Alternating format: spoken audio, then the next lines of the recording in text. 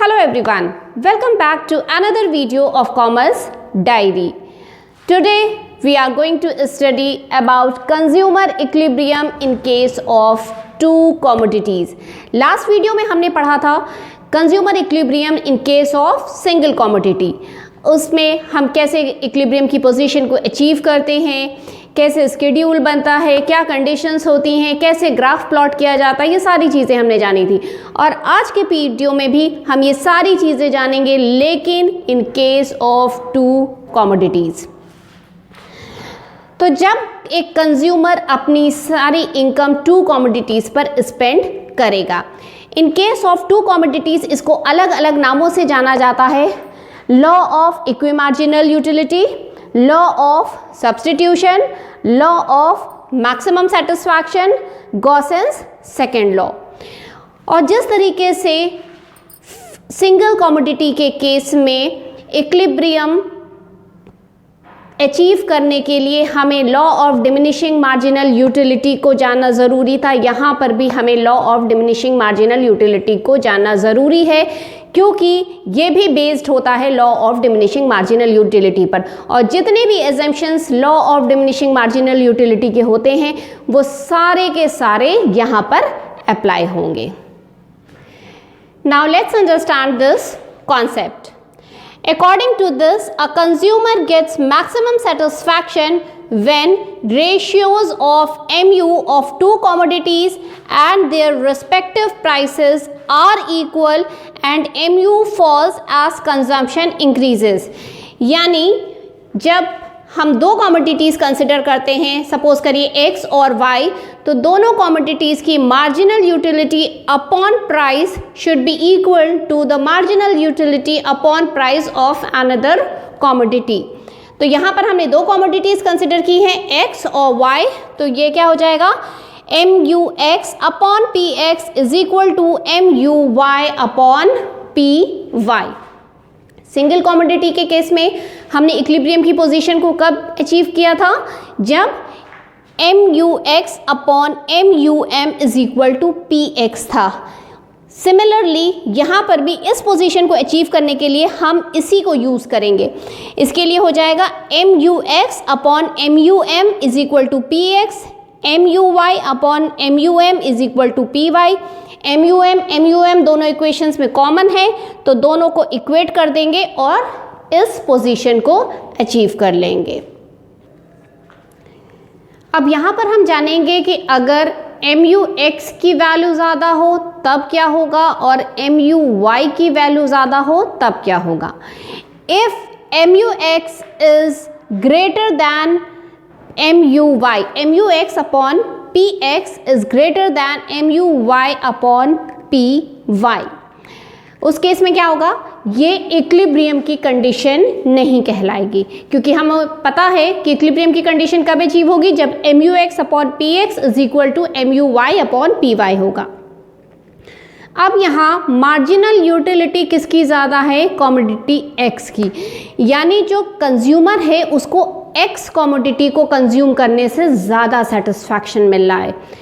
तो इक्विलिब्रियम कैसे अचीव होगा, इक्विलिब्रियम तब अचीव होगा जब वो कमोडिटी X को और ज़्यादा परचेज करेगा।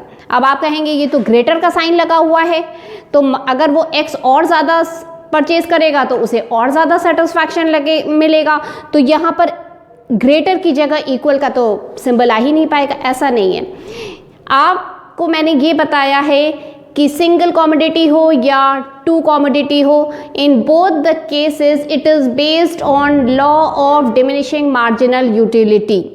जब दोनों ही केस में law of diminishing marginal utility पर बेस है, यानी as the consumer increases the consumption the satisfaction level decreases after consuming each and every unit।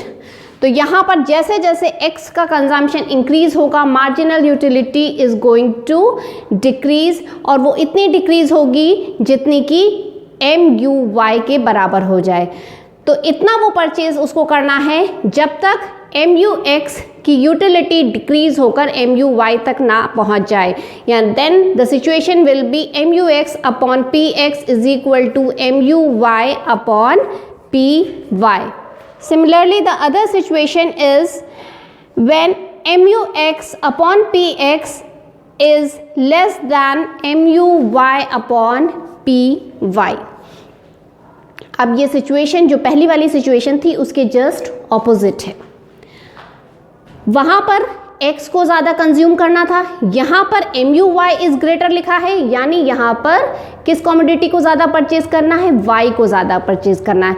और जैसे जैसे वो परचेज करता जाएगा यहाँ पर भी law of diminishing marginal utility apply होगा और उसका सेटिस्फैक्शन लेवल डिक्रीज होता जाएगा और कहाँ पर पहुँच जाएगा, जहाँ पर MUX upon PX will be equal to MUY upon PY। Now let's see another condition। अब सपोज करिए कि आपके पास जितना भी पैसा था, सपोज कीजिए आपकी अर्निंग की जो अमाउंट है वो 100 रुपीज़ है और आपने पूरा स्पेंड कर दिया है दो कमोडिटीज़ को परचेज करने में। If the amount spent on the two goods is equal to the budget. Budget क्या है यहाँ पर, आपका इनकम। तो 100 रुपीज़ की इनकम थी, आपने पूरी की पूरी x और y पर खर्च कर दी। तो इस केस में आप इक्विलिब्रियम कैसे अचीव करेंगे? यहाँ पर इक्विलिब्रियम अचीव करने के लिए फिर दो कंडीशंस हम पढ़ेंगे।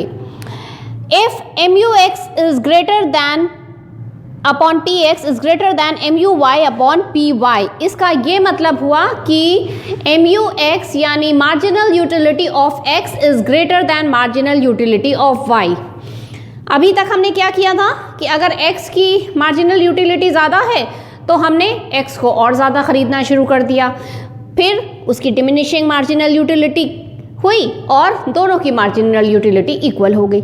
लेकिन यहाँ पर x और ज़्यादा परचेज नहीं कर सकते। क्यों नहीं कर सकते? क्योंकि आप ऑलरेडी, आपके पास सिर्फ 100 रुपये की इनकम थी जो कि आप ऑलरेडी खर्च कर चुके हैं। तो अब आपके पास एक्स्ट्रा इनकम तो कुछ बची नहीं है, तो यानी x की आप और क्वांटिटी परचेज नहीं कर सकते हैं। तो जब x की क्वांटिटी ज़्यादा परचेज नहीं करेंगे तो डिमिनिशिंग मार्जिनल यूटिलिटी वाली कंडीशन भी नहीं आएगी। तो फिर हम अचीव कैसे करेंगे? तो अचीव ऐसे किया जाएगा कि ये जो y है इसकी क्वांटिटी आप कम खरीदेंगे। आपने मान लीजिए 10 सेब और 10 आपने अनार खरीदे। अब आपको मार्जिनल यूटिलिटी, या फिर आप सपोज करिए कि आपने 10 सेब खरीदे हैं और 8 अनार खरीदे। आपकी मार्जिनल यूटिलिटी सेब की ज़्यादा थी, तो अब आप क्या करेंगे? आपके पास पैसे तो है नहीं, तो आपने जो 10 अनार खरीदे थे, 10 अनार की जगह अब आप 8 अनार खरीदेंगे। तो 2 अनार के पैसे बचे और उन 2 अनार के बचे हुए पैसों से आप क्या खरीदेंगे? सेब खरीदेंगे। तो MUX एप्पल का इंक्रीज हो जाएगा। तो इसी तरह से यहाँ पर Y जो प्रोडक्ट है वो आप कम परचेज करेंगे ताकि पैसे बचें और उन बचे हुए पैसों से आप X को और ज़्यादा खरीद सकें और उतना खरीद सकें जब तक MUX upon PX is equal to MUY upon PY ना हो जाए। Second condition, if MUX upon PX is less than MUY upon PY। अब यहाँ पर क्या हुआ? अनार की मार्जिनल यूटिलिटी ज़्यादा है और सेब की मार्जिनल यूटिलिटी कम है। अब इस केस में आप क्या करेंगे? पैसे तो आपके पास 100 ही रुपए हैं, तो आप क्या करेंगे कि सेब को कम परचेज करेंगे और उन बचे हुए पैसों से अनार ज़्यादा परचेज करेंगे। और जितना ज़्यादा अनार परचेज करेंगे उतनी ही ज़्यादा उसकी मार्जिनल यूटिलिटी डिक्रीज़ होगी। क्यों डिक्रीज होगी? Because law of diminishing marginal utility is implied. तो जितना आप x कम खरीदेंगे उतना ज़्यादा बचे हुए पैसों से आप y खरीदेंगे और इस पोजीशन पर marginal utility of y is going to decrease and MUX upon PX will be equal to MUY upon PY। So now let's understand consumer equilibrium with the help of schedule। यहाँ पर हम एक example के through consumer equilibrium को schedule के through समझेंगे। Suppose करिए एक कंज्यूमर की इनकम 10 रुपये है। बड़ा अमाउंट नहीं ले रहे हैं ताकि हमारी कैलकुलेशंस आपको ईजिली समझ में आए। तो एक कंज्यूमर की इनकम है 10 रुपये और उसने 5 यूनिट्स दो कमोडिटीज़ की परचेज की है, सपोज एक्स एंड वाई, और एक यूनिट की वैल्यू है 2 रुपये। चाहे वो एक्स खरीदे या वाई खरीदे, दोनों की एक यूनिट की वैल्यू है, यानी जैसे एक मार्कर आपको परचेज करना है तो इसकी वैल्यू है 2 रुपये। तो अब इस केस में हमने यहाँ पर यूनिट्स लिखी हैं, उसने 5 यूनिट्स तक की परचेज किया है। उसके बाद x की मार्जिनल यूटिलिटी लिखी है जो कि 20, 14, 12, 7, 5 ये सारे एज्यूम किए हुए नंबर्स हैं। फिर मार्जिनल यूटिलिटी ऑफ y जो कि 16, 12, 8, 5, 3 ये सारी एज्यूम की हुई डिजिट्स हैं। यहाँ पर हम दो केसेस में देख सकते हैं जहां पर MUX is equal to MUY, कहां पर 12 और 5 के केस में। 12 कब होगा? जब x की 3 यूनिट्स परचेज की गई और y की 2 यूनिट्स परचेज की गई। 5 के केस में क्या होगा? जब x की 5 यूनिट्स परचेज की गई और y की 4 यूनिट्स परचेज की गई हैं। तो ये दोनों ही केसेस से हमें ये लग रहा है कि इक्विलिब्रियम की पोजीशन आएगी। Now let's see with the help of proof कि 12 जहां पर है वहां पर इक्विलिब्रियम अचीव हो रहा है, जहां पर 5 लिखा है वहां पर इक्विलिब्रियम अचीव होगा। तो यहां पर हम ये देखेंगे कि जो दो कंडीशंस हमने देखी थी, एक जगह 12 आ रहा था MUX और MU की वैल्यू, MUY की, और एक जगह 5 आ रहा था। तो एक्चुअली वो इक्विलिब्रियम की कंडीशन अचीव कर भी रहे हैं या नहीं कर रहे हैं। फर्स्ट केस जहां पर हमारी MUX और MUY की वैल्यू 12 थी, कब थी? जब हमने 3 यूनिट्स ऑफ X कंज्यूम किया था और 2 यूनिट्स ऑफ Y कंज्यूम किया था, और एक यूनिट की वैल्यू कितनी थी? 2 रुपीज़। यानी अगर x की पर कितना खर्चा किया है ये हमको निकालना होगा, तो एक यूनिट की वैल्यू 2 रुपीज़ है, 3 यूनिट्स पर खर्चा किया है, यानी टोटल एक्सपेंडिचर कितना हुआ x पर? 3 2 6, 6 रुपीज़ का। अब y की एक यूनिट की वैल्यू कितनी दी हुई थी क्वेश्चन में? 2 रुपीज़, और हमने कितनी यूनिट्स परचेज किया है? 2 यूनिट्स, यानी 2 × 2 विल बी 4। तो 6 + 4 इज इक्वल टू 10। हमारी टोटल इनकम कितनी थी according to the question? 10 rupees, और हमने खर्चा कितना किया? 10 रुपीज़। अब ये तो हमें पता चल गया कि इनकम जितनी थी उतना ही खर्चा किया है, क्योंकि क्वेश्चन में क्या दिया हुआ था कि अगर हम उतना खर्चा कर रहे हैं जितनी हमारी टोटल इनकम है तो कैसे इक्विलिब्रियम अचीव होगा। तो यहाँ पर आपको कंडीशन पता है, MUX upon PX is equal to MUY upon PY। MUX और MUY की वैल्यू हमें पता है, कहाँ क्या पता है? 12। MUX की जगह वैल्यू लिखेंगे 12, MUY की जगह वैल्यू लिखेंगे 12। PX की वैल्यू कितनी है? PX यानी price of 1 unit of X commodity, 2 rupees, और PY क्या है? Price of 1 unit of Y commodity जो कि 2 है। दोनों को डिवाइड करेंगे तो वैल्यू आएगी 6, यानी इधर भी 6 है और इधर भी 6 है। Left hand side is equal to right hand side, यानी MUX upon PX is equal to MUY upon PY।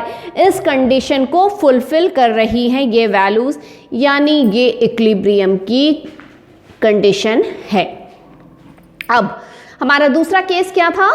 जब 5 यूनिट्स हमने 5 हमारी MUX और MUY की वैल्यू थी। तो उस केस में क्या था? जब हमने X की 5 यूनिट्स खरीदी थी, यानी एक यूनिट की वैल्यू 2 रुपीज़ थी, तो 5 यूनिट्स की वैल्यू कितनी हो जाएगी? 5 × 2 इज इक्वल टू 10।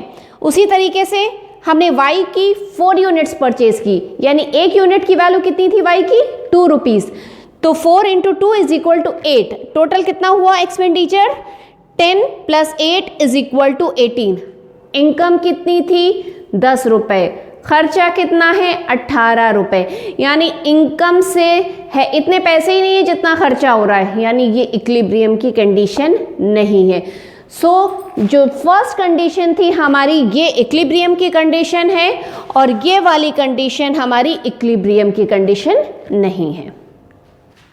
तो अब हम देखेंगे कंज्यूमर इक्विलिब्रियम ग्राफ। जो कंज्यूमर इक्विलिब्रियम स्केड्यूल बनाया था उसी पर बेस है हमारा कंज्यूमर इक्विलिब्रियम ग्राफ। ये जो आपका y एक्सेस शो हो रही है ये MUX की है, ये वाली y एक्सेस आपकी MUY को शो हो रही है। ये जो x एक्सेस है इसमें हमने x और y की कितनी कितनी कमोडिटीज़ कंज्यूम की हैं और उस पर्टिकुलर यूनिट्स पर हमारी मार्जिनल यूटिलिटी कितनी थी वो शो हो रहा है। ये जो आपका राइट हैंड साइड जो एरो मूव हो रहा है वो आपका x कमोडिटी को शो कर रहा है 0, 1, 2, 3, 4, 5 और जो लेफ्ट हैंड साइड आपका एरो मूव हो रहा है उसमें आपकी यूनिट्स शो हो रही हैं कमोडिटी y की 0, 1, 2, 3, 4, 5। तो जब हमने x कमोडिटी की 1 यूनिट कंज्यूम की थी तो हमारी मार्जिनल यूटिलिटी कितनी थी अकॉर्डिंग टू द स्केड्यूल 20। उसके बाद हमारी मार्जिनल यूटिलिटी 2 यूनिट्स पर हुई 14, 3 यूनिट्स पर 12, 4 यूनिट्स पर 7 और 5 यूनिट्स पर 5। ये हमने अकॉर्डिंग टू द स्केड्यूल, तो उसको वैसे ही आप मार्क कर देंगे। उसके बाद y कमोडिटी जब हमने 1 यूनिट कंज्यूम की थी तो हमारी मार्जिनल यूटिलिटी थी 16, 2 यूनिट्स कंज्यूम करने पर 12, 3 यूनिट्स कंज्यूम करने पर 8 और 4 यूनिट्स कंज्यूम करने पर 7 और 6 समथिंग वाज देयर और 5 यूनिट्स कंज्यूम करने पर 3 थी। देखिए इन दोनों ग्राफ में जहां भी पॉइंट ऑफ इंटरसेक्शन है वही आपका पॉइंट है कंज्यूमर इक्विलिब्रियम का। ऐसे तो आपको पता ही, हमने अभी प्रूफ भी किया है कि जहां पर मार्जिनल यूटिलिटी 12 आ रही थी वो हमारा कंज्यूमर इक्विलिब्रियम का पॉइंट है। लेकिन अगर आपको स्केड्यूल दिया है और आपको ग्राफ बनाना है तो आप कैसे पता करेंगे? जहां पर आपका पॉइंट ऑफ इंटरसेक्शन होगा वही कंज्यूमर इक्विलिब्रियम का पॉइंट होगा। आई होप अब आपको कंज्यूमर इक्विलिब्रियम 2 कमोडिटीज़ के केस में हम कैसे अचीव करेंगे, क्या कंडीशंस होती हैं, एवरीथिंग इज क्लियर।